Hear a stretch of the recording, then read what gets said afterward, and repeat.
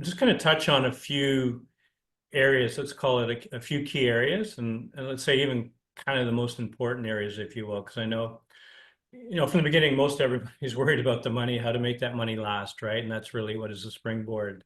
It's the financial freedom that enables everything else.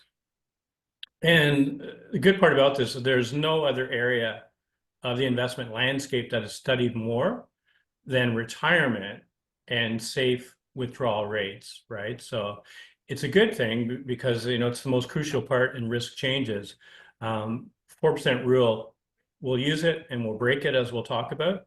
But again, it's nice that it is the most studied area in retirement. You can go to the next slide there if you like. Yep, great.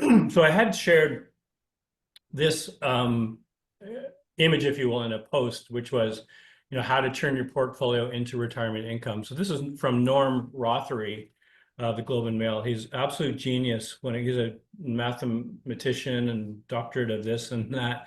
It's really great to have him in Canada, and he does a lot of great research. So there is so much data in this image here. It's really almost everything you need to know about retirement funding and success rates. So from the beginning, which is nice, it uses a Canadian 60-40, 60% stock, 40% bond portfolio. So it's nice, it's from a Canadian perspective. But what that really is, now it's difficult to read, which is why I will go through this. And after I'll resend that post for you if you don't have it handy, so you can have it to look at later or tomorrow.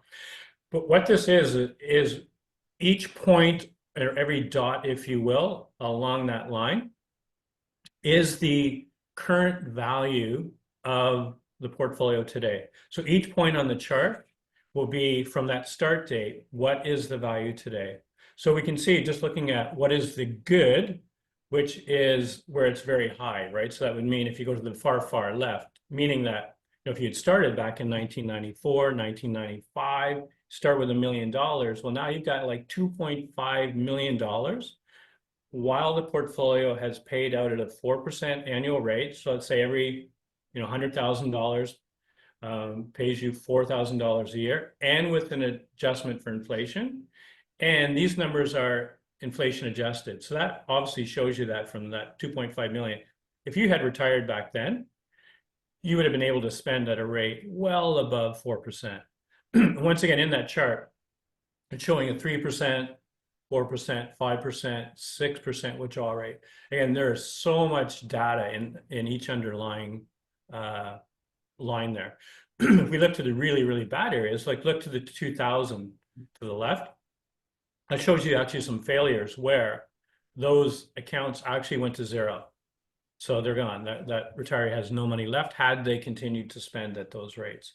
What I'll do now too is I'll just go in and give you a couple of points which I wrote down. So once again, 90s are the best. We see at the low end 2008, which is really bad, which was the financial crisis, of course. And again, all those years, you can pretty much from like 1998, 99, 2000, 2001. And again, that's why I sent around that post the other day, which I'd done in Seeking Alpha, which is for an American with a very concentrated American home bias. This is probably where history would say, and these charts would say, it's a really bad retirement start date for them, right? Because the valuations are so high, and valuations do matter. So let's go. If we go to January 1st of 2009, so just take your eye just to the left of there, left of 2010. If one had started in 2009, now they would go line up to see where we see that 4% rule line. They would have $1.2 million in inflation adjusted dollars. And again, that's at a 4% rate. If we use that sort of tan line and go up to where it meets the date. Now, if we go to January 2000 again, start date. Now that was just before everything started to go haywire. That retiree would have a current portfolio value of $500,000. So it survived, but it's a terrible ride from that, right? Because you're talking about taking money out where your portfolio is down by 45, 50%. It's a rough ride. And again, that's the topic that we're going to talk about quite a bit too, right? Which is, how do you handle risk? What is risk when in retirement? Because it's obviously the flip side of the accumulation stage, right? And again, that's going to be a main target for us, if you will. So that is, now you'll probably, hopefully we could spend probably 3 Zoom calls on this chart. That's absolutely incredible. So I think when we move to the next and the first sort of Zoom call where we get into heavier content, that will be a target. If we go here now, when do we throw out the 4% rule?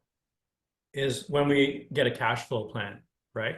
So here we can see that these are all the levels of income, and there could be more. There could be amounts that we get from real estate, but this just shows some earned income, which goes away. There's obviously a personal or private pension in there. There's CPP, old age security. And we can see one of the main sort of moves that we make when we establish let's say an optimized cash flow plan is to delay CPP and even old age security, because we can increase that amount by, again, even by 42%, right? If we wait from age 65 to age 71.